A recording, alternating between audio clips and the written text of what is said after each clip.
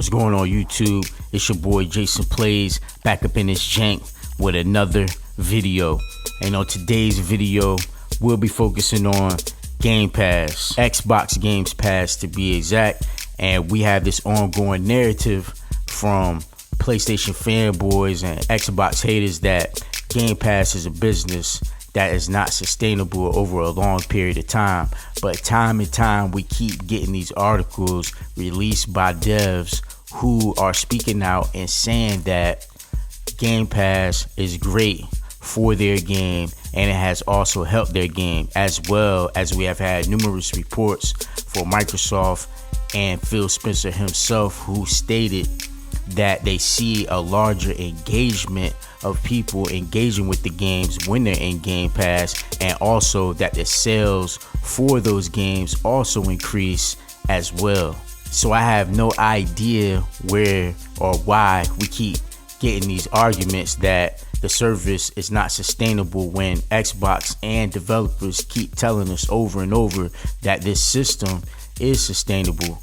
And with that being said, there has been a new article that was released yesterday coming from the developers who make the recent release of Guardians of the Galaxy, which has just made its debut in Xbox Game Pass. An article was written by Eddie over at GameSpot.com. The link will be in the description. Eddie writes, Marvel's Guardians of the Galaxy from developer Eidos Montreal did not sell as well as the publisher Square Enix might have wanted, but the game is apparently seeing more growth lately thanks to its arrival on Xbox Games Pass. Senior Creative Director Jean-Francois Dugas, sorry if I butchered your name, told Eurogamer that Guardians of the Galaxy isn't perfect. It can always be better, Dugas said. But is it a great ride? And is it something this year or last year that you played that is unlike anything else? And is it worth spending your time on? I honestly think it is from a game standpoint, he said. Dugas also went on to say that the team did everything possible to make Guardians of the Galaxy a success in the market, but it might not have been enough. Dugas also pointed out that one issue could simply be awareness. Even though we all say Guardians of the Galaxy are known, it's still a new IP in the video game market, and it could be a lot of people don't even know that the game is out and they are not sure exactly what it is. Now here is where we get to the focal point of this article. Senior narrative director Mary DeMarle mentioned that Game Pass specifically is helping people discover the game who might not otherwise have. And she said, what I love right now is that people, especially with Game Pass, are playing it and they are sharing their experience, she said. We make games to touch people. We make games to hit an audience. And it's great that it's finding its audience, and it's great that it keeps moving forward. Now, earlier this year, Square Enix management said that Guardians of the Galaxy's initial sales undershot the company's expectations, though it did not share any specific unit sales.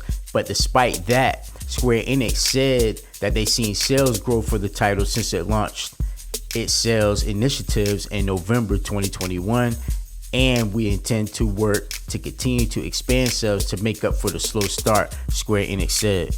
Now, I know you like, listen, Jay, I heard you say that DeMarle explained that they were happy that more people were discovering the game, playing the game, and sharing the experience, but that still doesn't say that it does anything for their bottom line.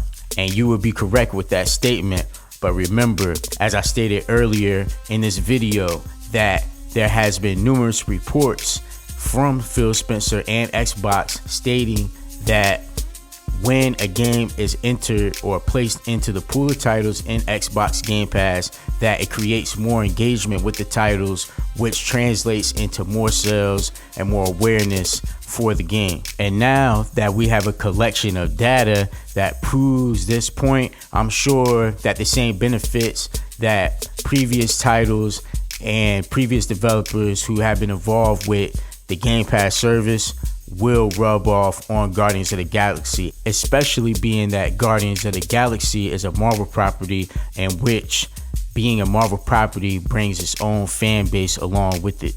And you also have to remember that when developers decide to put their title into Game Pass, it is a deal by deal situation.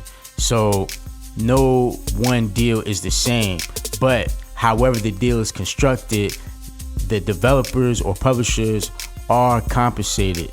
And some publishers are compensated up front, some maybe are incentivized with certain incentives, and some are even maybe compensated on the back end. But the point that I'm trying to make is that every deal is unique. And if the publishers or developers weren't getting compensated, then they wouldn't be putting their games in a Game Pass service. You can best believe that. So let me know how y'all feel about this topic in the comments down under. Oh yeah, also let me know, are you gonna play Guardians of the Galaxy now that it's in Xbox or Game Pass? I know I did. As you can see the footage on this video, some footage of me playing that I captured on the Series X. But initially I did want to pick up Guardians of the Galaxy after playing the demo and after watching a few previews about the game, but I was playing so many other things at the time that I was like, well, I just cop this game later when it goes on sale. But now that it's in Game Pass, I could just play it since I'm already a subscriber without having to pay a full or even pay a partial price for the title. I can just play it for technically free. And if you like this content, like the video, share it with a friend, subscribe to the channel, and remember, play games, not brands. I'm gone.